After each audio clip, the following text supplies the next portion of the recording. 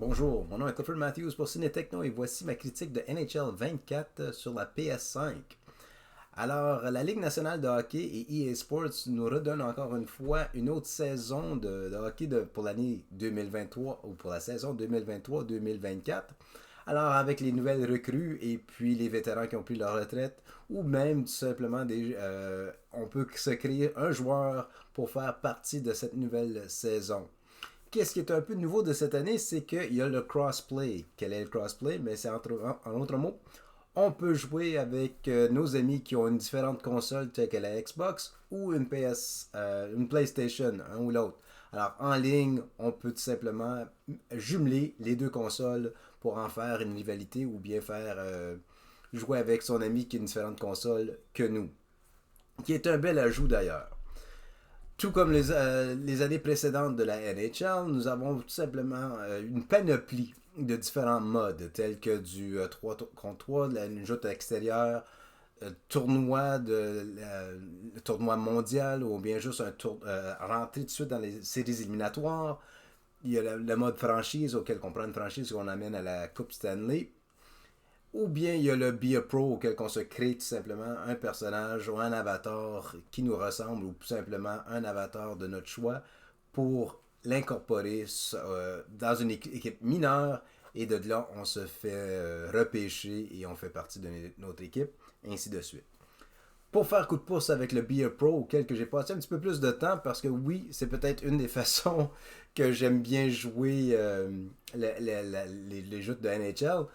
Mais cette année, tout comme un peu l'an dernier, je trouve que l'animation et les histoires un peu floues, le dialogue qui se voit entre le propriétaire, l'entraîneur et le joueur, en autres mots, ça perd un peu d'envergure là-dessus. Alors, oui, c'est amusant, mais est-ce que c'est un peu redondant? Oui.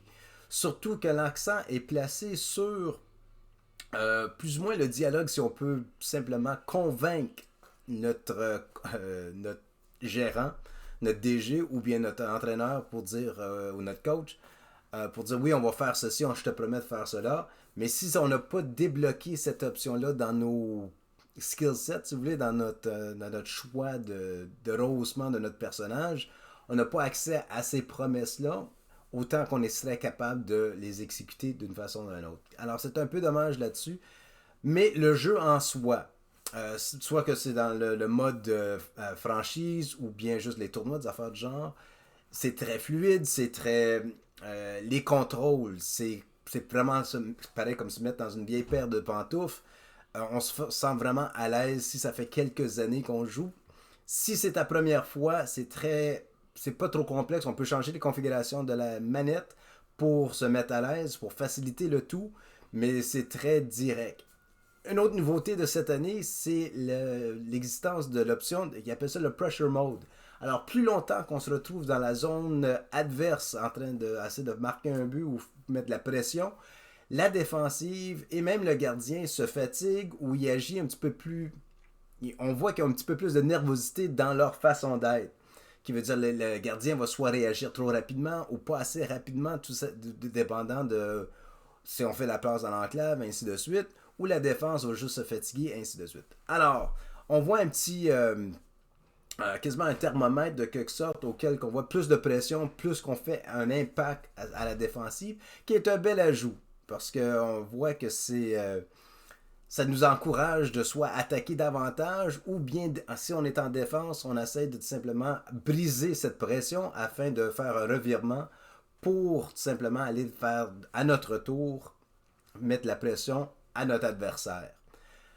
En mettant de la pression sur notre adversaire, le système de passe aussi, c'est un bel ajout auquel on peut voir des icônes au-dessus de la tête de notre joueur ou notre coéquipier auquel on peut faire une passe directe.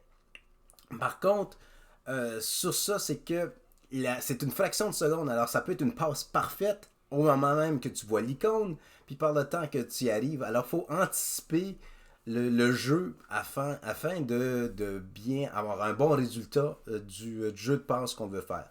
Par contre, c'est bien des fois de savoir, OK, quel bouton j'ai besoin d'appuyer pour avoir une passe directe à mon coéquipier, Connor Bedard, ou bien peu importe l'équipe avec qui on joue. J'utilise ce nom-là comme exemple.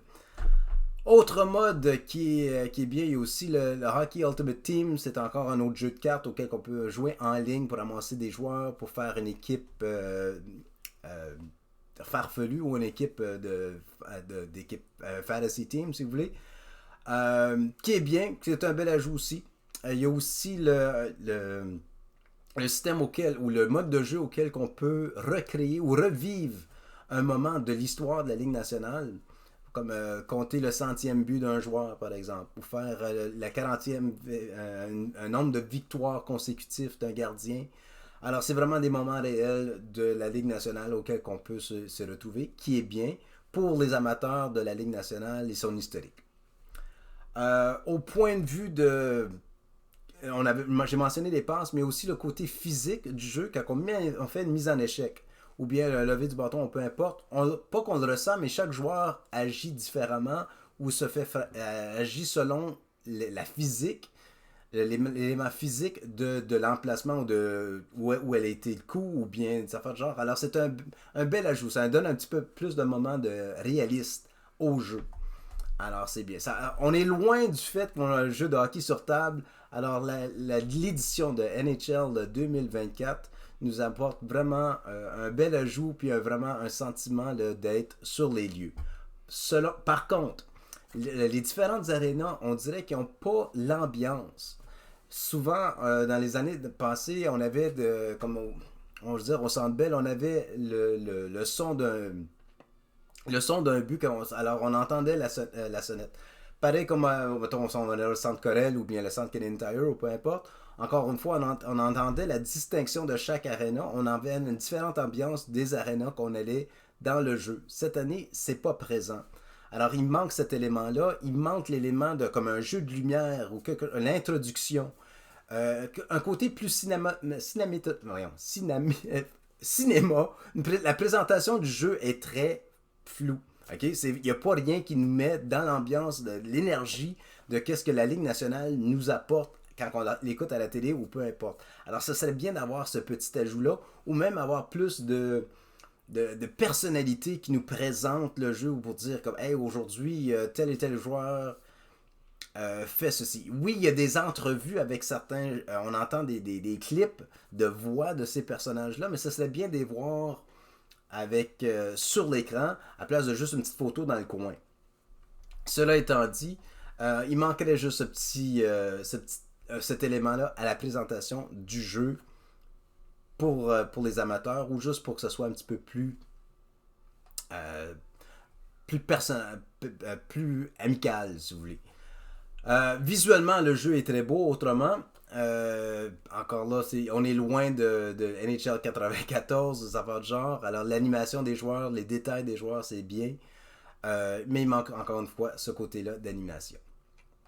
Alors, qu'est-ce que j'ai apprécié du jeu, pardon, c'est le hot mode qui simplement là, pour revivre les moments classiques de l'histoire de la Ligue nationale.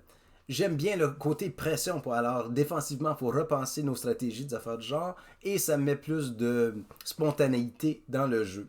Fiabilité des contrôles. Alors, le contrôle en soi, si vous l'avez joué pendant 5 ans, 10 ans, l'an dernier ou même il y a longtemps, on est vraiment à l'aise avec les contrôles. Alors, il n'y a pas vraiment grand-chose qui a changé là-dessus.